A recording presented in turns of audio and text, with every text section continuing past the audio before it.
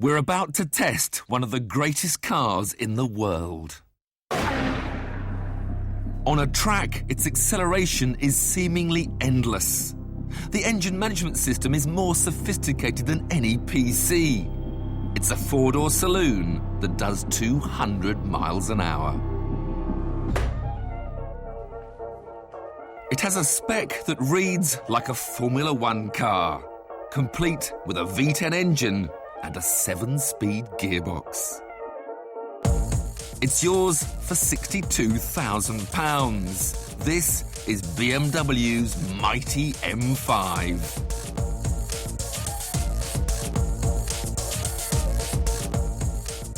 Now, BMW have always claimed that their M5 should be good enough to carry 4 people and their luggage in comfort all the way to the south of France, and at the same time be able to live with a supercar on a track. So I've been trying to work out how to put their claims to the test, and I think I've sussed it. We're up here in Salisbury, so it's a nip down to Portsmouth on the ferry, over to Caen, and then bomb down through France to visit a little town which has a street circuit I always dreamed of racing on but never did. Pau.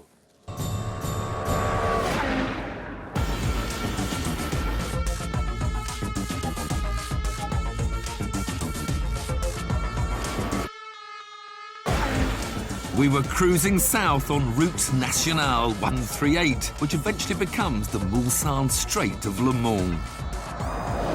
Perfect time to start experimenting with the 5-litre V10 engine. The moment we're in relaxed about town mode with only 400 horsepower. But if we just press this little button and we go from 400 horsepower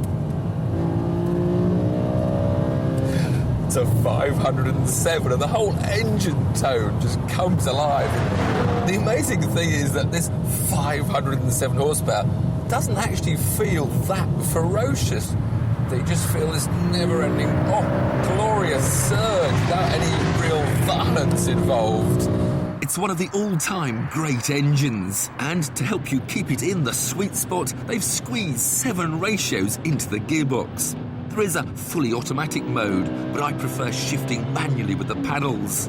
You also get to choose the actual speed of the changes by selecting one of 6 modes. Having driven the car for somewhat 100 miles or so and played with all these different gear changes, I begin to realise that although Mode 1, the slowest change, might give your passengers' necks a slightly easier time, you can actually make even smoother changes in Mode 6, the fastest change, just by giving a little lift of the throttle.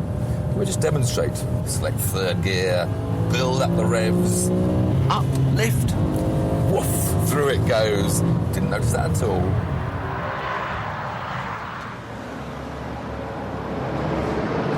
Well, blasting up and down through the gears, the computer tells me I'm only getting about 15 miles to the gallon, but then for this sort of performance, that's not really that bad. But that means my range is only about 220 miles, so we've got to fill up.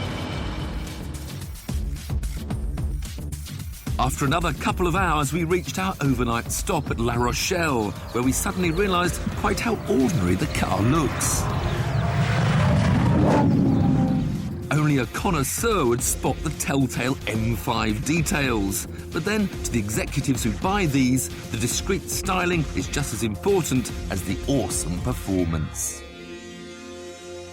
Morning, crew. Hey, look, I want you to listen to the engine start up. It's a bit bizarre for all the beautiful sounds of yesterday, because actually on tick-over,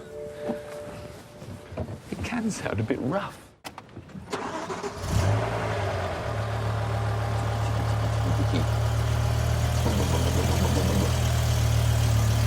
Hardly much trying to do its head until you just press the throttle a bit.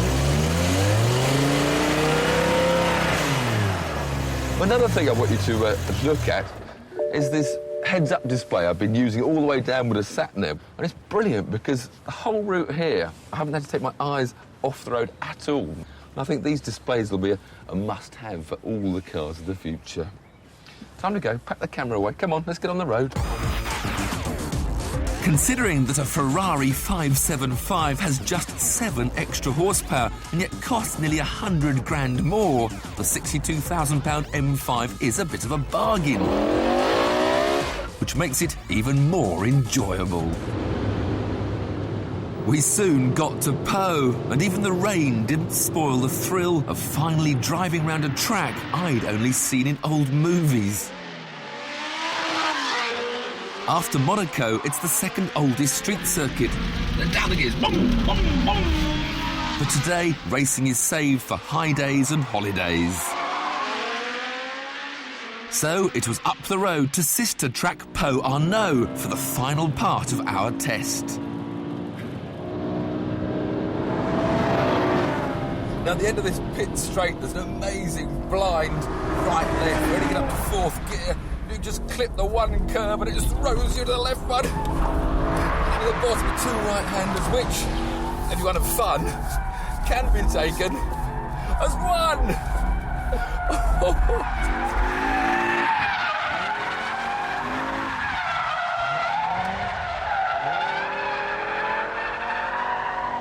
Understeer there at high speed, with a snap of oversteer at the end. This is a hell of a track. Down to second, to the left, right. Ooh, silly bit one way, then up the other way. Oversteer on the way out. I think you could get a bit carried away. You have to remember the M5 is a big, heavy car. You've got to have a little bit of respect. That weight just throws the front out, and then of course when you're braking in long braking distances, you just need a bit more room. The car's slightly lazier in its reactions. Amazing thing is the brakes are holding up brilliantly for such a tight circuit. One more, flick it, power. Now on the throttle then. Backs out. Catch it on the throttle. Bit more throttle. Now lift up the throttle as we dive into the corner.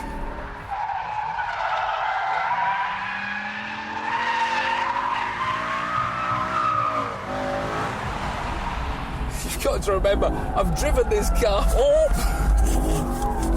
Concentrate, Tiff. You've got to remember, I've driven this car all the way from England with all our luggage and the camera kit. And now I'm doing this to it. What a car! It's got heart beating, that's for sure. Unfortunately, the waiting list is such that if you ordered one today, it wouldn't arrive until mid-2007. However, join us in a moment and we'll show you a way of getting an M5 fix a bit quicker with our latest 5th gear competition.